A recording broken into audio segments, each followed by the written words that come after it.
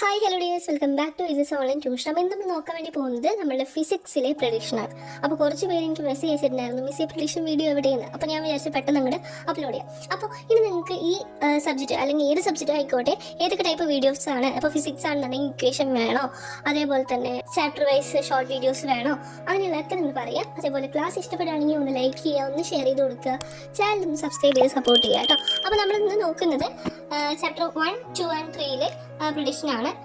Prediction means ഏറ്റവും important ആയിട്ടുള്ള ടോപ്പിക്കുകൾ എങ്ങനെയൊക്കെയാണ് പഠിക്കേണ്ടത്. ഒന്നാമത്തെ ചാപ്റ്ററിൽ നമുക്ക് എന്തൊക്കെയാ പറഞ്ഞിട്ടില്ലേ, wave frequency of speed of wave, wave frequency അല്ലെങ്കിൽ സ്പീഡ് ഓഫ് വേവ്, ഇതെന്തായാലും ചോദിക്കുക.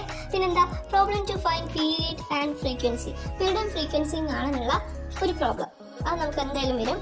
പിന്നെ സിസ്മിക് വേവ്സ് എന്തൊക്കെയാണ്, അവിടെയുള്ള ഡിവൈസ് ഏതൊക്കെയാണ്, അതൊക്കെ ഒന്ന് മനസ്സിലാക്കുക. എക്കോ ഡിസ്റ്റൻസ് പ്രോബ്ലം, അതായത് എക്കോയും ഡിസ്റ്റൻസും തമ്മിലുള്ള ഒരു ചോദ്യം നിങ്ങളോട് ചോദിക്കാം. പിന്നെ ഇത് പിന്നെ പറയേണ്ട ആവശ്യമില്ലല്ലോ, ചാപ്റ്റർ 1 ഇമ്പോർട്ടൻ്റ് ആണ്. ട്രാൻസ്വേഴ്സ് വേവും ലോഞ്ചിറ്റ്യൂണൽ വേവ്സും തമ്മിലുള്ള ഡിഫറൻസ്, ഒരു പെട്ടി പോലെയാണെങ്കിലും ചെറിയ ഷോർട്ട് ഫോം ആണെങ്കിലും എന്ത് ചെയ്യുക, എല്ലാവരും ഒന്ന് പഠിച്ചു വെക്കുക കേട്ടോ.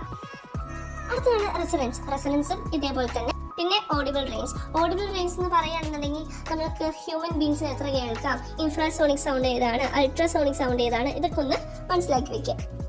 ഇനി സെക്കൻഡ് ചാപ്റ്ററിൽ നമുക്ക് വരയ്ക്കാനുള്ള ചോദ്യം എന്തായാലും ഉണ്ടാവും. പിന്നെ image formation in convex or concave, image formation ചോദിക്കാൻ അറിയില്ലേ, കോൺവെക്സും കോൺകേവും നമ്മൾ നേരത്തെ ഡിഫറൻസ് പറഞ്ഞ പോലെ തന്നെ ഇതും എന്ത് ചെയ്യുക, ഒന്ന് ജസ്റ്റ് ഇത് രണ്ടെണ്ണം എന്ത് ചെയ്യുക, നല്ല രീതിക്ക് തന്നെ ഫോക്കസ് ചെയ്തുകൊണ്ടൊന്ന് മനസ്സിലാക്കി വെക്കാം.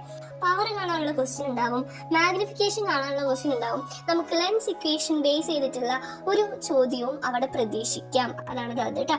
പിന്നെ ഏറ്റവും കൂടുതൽ മാർക്കിന് നിങ്ങൾക്ക് ചോദിക്കാനുള്ള ക്വസ്റ്റ്യൻ ആണ് മൈക്രോസ്കോപ്പ് അല്ലെങ്കിൽ ടെലിസ്കോപ്പ്. ഇത് ഏറ്റവും ഇമ്പോർട്ടൻ്റ് ആണ്. ഇത് നോട്ട് വേണമെന്നുണ്ടെങ്കിൽ നമ്മുടെ കമ്മ്യൂണിറ്റി ജോയിൻ ചെയ്യുക, ഫ്രീ ആണ് കമ്മ്യൂണിറ്റിയിൽ ജോയിൻ ചെയ്യാൻ, പ്രത്യേകിച്ച് പൈസയൊന്നും വേണ്ട കേട്ടോ.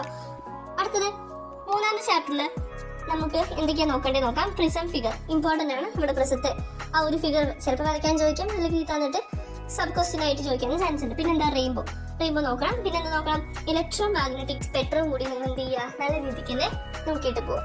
ഓക്കെ, ഇനി നമ്മുടെ ബാച്ചിനെ കുറിച്ചാണ്. ഇതാണ് നമ്മുടെ ബാച്ച്, ഒറോറ ബാച്ച് എന്നാണ് നമ്മുടെ ബാച്ചിന്റെ പേര്, SLC.